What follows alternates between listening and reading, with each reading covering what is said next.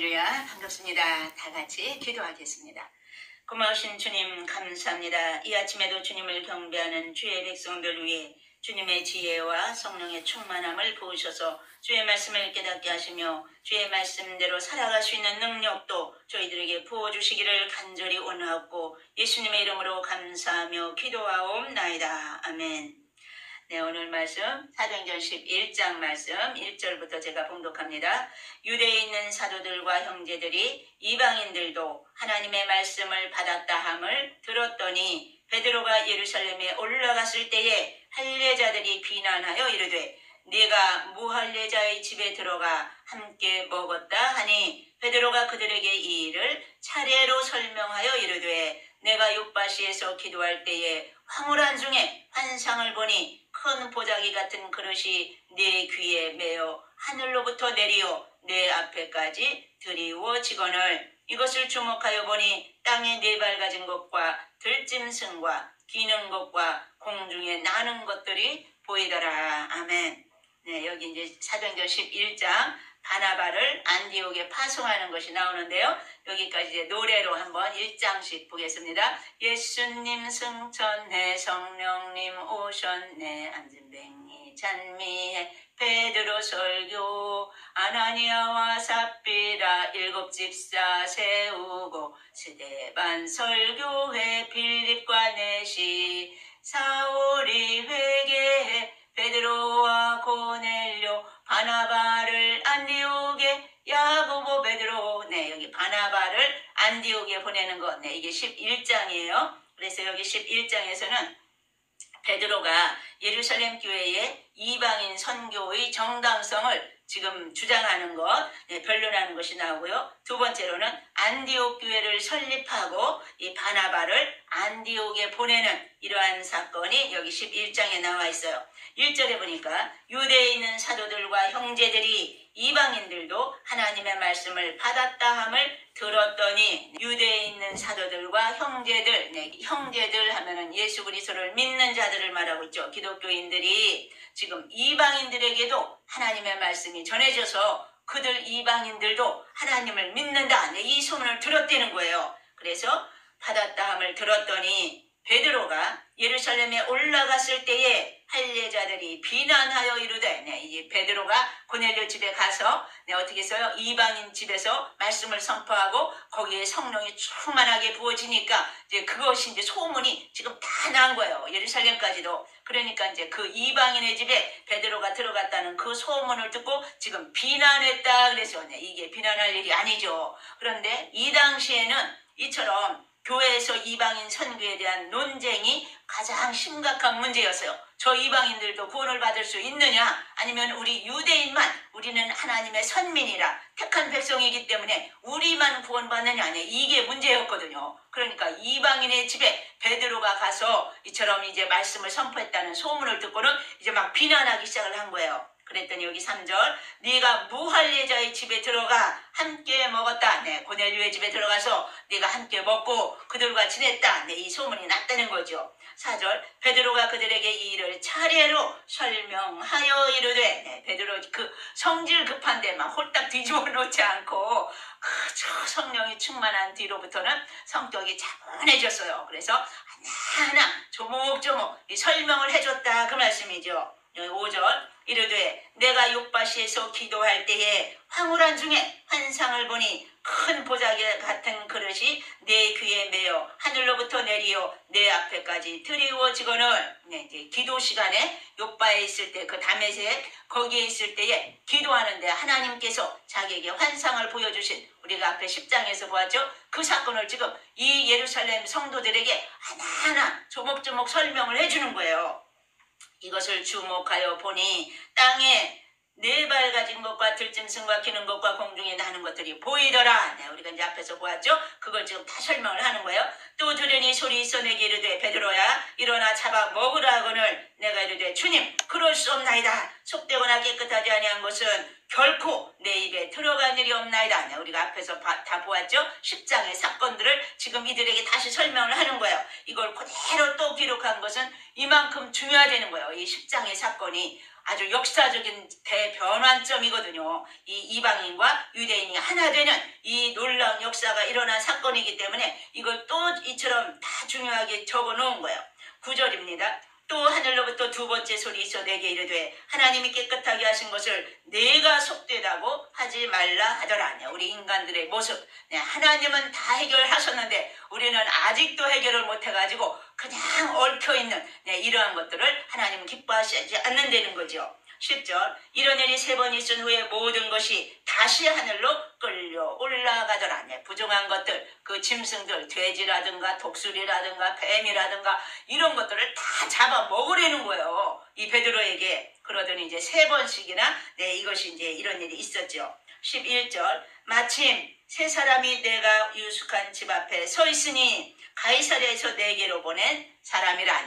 이 고넬료가 베드로에게 보낸 사람들이 집 앞에 서 있었다 그 소리예요. 성령이 내게 명하사 아무 의심 말고 함께 가라 하시매 이 여섯 형제도 나와 함께 가서 그 사람의 집에 들어가니. 여기 갑자기 6명이 되세요. 그러니까 고넬료가 보낸 세 사람하고 이 베드로가 자기 형제들하고 같이 떠났다 그랬잖아요. 그러니까 자기와 함께한 자들이 3명이 있었던 거예요. 그래서 6 형제와 함께 이제 그들의 고넬료의 집으로 갔다 그 소리죠. 그 사람의 집에 들어가니 그가 우리에게 말하기를 고넬료를 만났다 이거예요. 고넬료가 이제 말해주는 거예요. 천사가 내 집에 서서 말하되 네가 사람을 요바에 보내어 베드로라는 시몬을 청하라.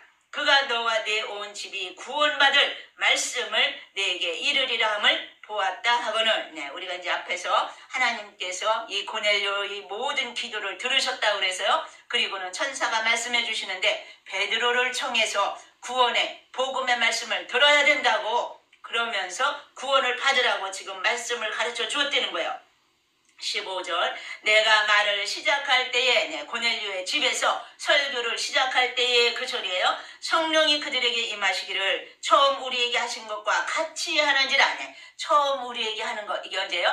사도행전 2장에 나오는 이 오순절 다락방에서 이 기도의 사건 기도할 때에 성령의 불이 각 사람의 머리 위에 임했다고 그래서요. 바람 같은 성령이 불었다고 그래서요. 그 안에 가득 찼다고 그랬거든요. 그러한 역사가 고넬료의 집에도 일어났다는 거예요 지금. 그래서 내가 주의 말씀에 요한은 물로 세례를 베풀었으나 너희는 성령으로 세례를 받으리라 하신 것이 생각나노라. 고넬료의 집에서 막 설교를 하는데 이제 성령이 부어지니까 예수님의 말씀이 딱 생각이 났다는 거예요. 예수님께서 요한은 물로 세례를 베풀었지만 예수님은 성령으로 세례를 부어주시리라고 주님께서 약속하신 것을 기다리라 이렇게 말씀을 주셨잖아요. 그게 생각이 났다는 거예요. 17절 그런즉 하나님이 우리가 주 예수 그리스도를 믿을 때에 주신 것과 같은 선물을 그들에게도 주셨으니. 성령은 돈 주고 사고 팔 수 있는 게 아니라고 그래서요. 세상에 어떠한 그 부귀 영화를 누리는 자도 성령을 받을 수 없는 거예요. 예수 그리스도를 믿지 않고는 회개하고 예수를 믿어야만이 하나님이 주시는 그 선물을 받을 수 있다고 말씀하십니다. 그래서 그리스도를 믿을 때에 주신 것과 같은 선물을 그들에게도 주셨으니 내가 누구이기에 하나님을 능히 맡겠느냐 하더라. 하나님께서 그 이방인들 고넬료의 집에 있는 모든 자들에게 성령을 부어주셨는데 내가 어떻게 그것을 거스르겠느냐. 나도 그래서 그들에게 세례를 베풀어 주었노라고 변증을 하는 거죠 지금. 18절 그들이 이 말을 듣고 잠잠하여 하나님께 영광을 돌려 이르되 그러면 하나님께서 이방인에게도 생명 얻는 회개를 주셨도다 하니라. 앞에서는 네가 이 베드로 보고 이방인들과 같이 먹고 마셨느냐고 이 비난하던 자들이 이 베드로의 설명을 다 듣고 나서는 이제야 깨달았다는 거예요. 그러면 하나님께서 이 이방인들에게도 생명을 얻는 회개를 주셨구나. 그리고 성령을 부어주셨다는 것을 이들이 인정을 하면서 받아들였다는 거예요. 19절 그때의 스데반의 일로 일어난 환란으로 말미암아 흩어진 자들이 베니게와 구브로와 안디옥까지 이르러 유대인에게만 말씀을 전하는데 여기 그때에 그래서요. 지금 이제 여기부터는 안디옥 교회에 관한 말씀이에요. 이 당시에 이제 초대교회의 최초의 교회가 이 예루살렘 교회잖아요. 근데 두 번째로 생긴 교회가 저쪽 안디옥 교회가 이제 두 번째로 생긴 교회거든요. 지금 그 이야기가 이제 여기서부터 나오는 거예요. 그때에 스데반의 일로 일어난 환란으로 말미암아, 우리가 앞에서 스데반이 순교하는 장면을 보았어요. 그 스데반이 순교함으로 말미암아 온 믿는 성도들이 다 전국으로 흩어졌다는 거죠. 그러니까 그 환란으로 말미암아 흩어진 자들이 베니게와 구브로와 안디옥까지 이르러 이제 이 핍박을 피해가지고 안디옥까지 피난을 갔다는 거예요. 유대인에게만 말씀을 전하는데 그 당시에도 이방인들에게는 복음을 전하지 않고 오직 유대인에게만 복음을 전하고 있었다 그 말씀이죠. 그런데 여기 20절 그 중에 구브로와 구레네 몇 사람이 안디옥에 이르러 여기 구브로는 구브로 섬을 말하고 있어요. 그러니까 지금의 키프로스 섬인데요. 바나바의 고향이기도 하죠. 또 구레네 몇 사람이 안디옥에 이르러 이 안디옥은 수리아 안디옥을 말하고 있어요. 헬라인에게도 말하여 주 예수를 전파하니 여기 헬라인에게도 말을 했다. 이 말씀은 이방인에게도 복음을 증거했다 그 말이에요. 21절 주의 손이 그들과 함께 하심에 수많은 사람들이 믿고 주께 돌아오더라. 주의 손, 능력의 손, 하나님의 손이 그들과 함께 하심에 그래서요. 수많은 사람들이 예수 그리스도를 믿고 주님께로 돌아왔다고 말씀하십니다. 기독교인이 되었다는 거예요.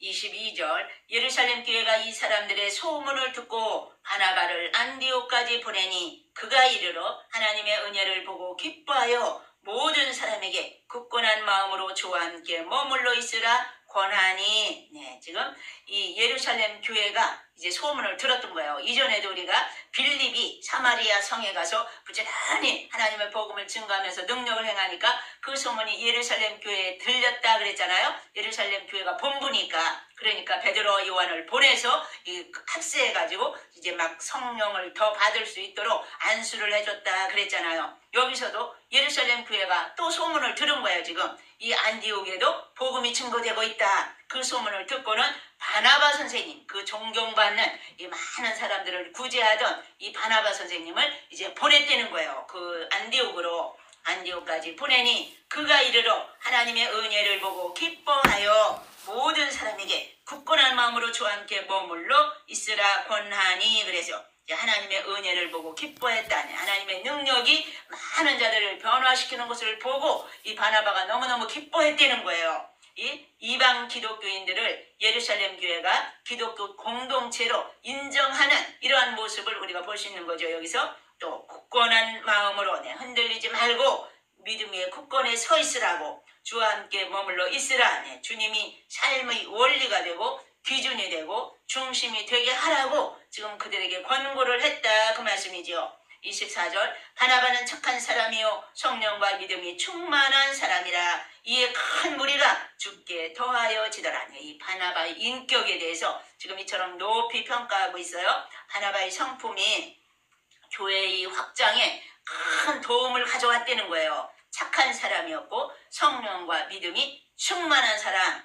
우리가 이렇게 온 성도들이 소문이 나야 교회가 부흥된다는 거죠. 그래서 여기 이에 그래서요 큰 무리가 바나바의 성품이 그렇게 모든 자들에게 소문나는 이러한 착한 사람이었기 때문에 큰 무리가 주께 더하여 지더라. 그래서 25절 바나바가 사울을 찾으러 다수에 가서 만남에 안디옥에 데리고 와서 둘이 교회에 1년간 모여있어 큰 무리를 가르쳤고 제자들이 안디옥에서 비로소 그리스도인이라 일컬음을 받게 되었더라. 바나바가 목회를 하는데 안디옥 교회에서 이제 너무너무 성도들이 많아지는 거예요. 그러니까 혼자 감당하기가 버거운 거죠.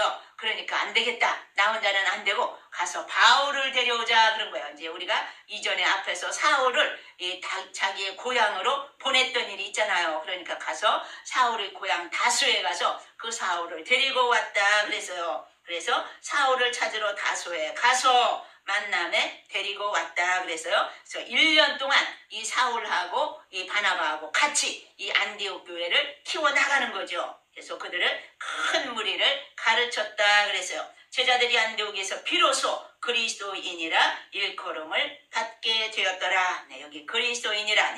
당시 로마 제국으로부터 보호받지 못하는 신흥 종교가 바로 이 기독교인이 된 거예요. 그러니까 유대교와 기독교를 어떻게 연결시키느냐, 이 문제가 바로 바울의 고민거리였죠. 그래서 로마는 유대교의 한 분파로 이 기독교를 이해했던 것을 우리가 볼 수 있고요. 27절, 그때의 선지자들이 예루살렘에서 안디옥에 이르니 그 중에 아가보라는 한 사람이 일어나 성령으로 말하되 천하의 큰 흉년이 들리라 하더니 글라우디오 때에 그렇게 되니라. 네, 또 이제 이 예루살렘 교회에서 많은 자들이, 이 선지자들이 안디옥 교회를 또 방문을 한 거예요. 근데 그때에 또 한 사람, 이 아가보라는 이 예언자가 거기에 온 거예요. 그러면서 이제 앞으로 큰 흉년이 있으리라, 네, 이러한 예언을 했다는 거죠. 그런데 실제로 글라우디오 때에, 네, 이 글라우디오 황제는 이 황제 예배를 강요한 로마의 황제거든요. 그가 이 황제로 있을 때에 실제로 이렇게 온 땅에 이 기근이 들었다, 그 말씀이죠.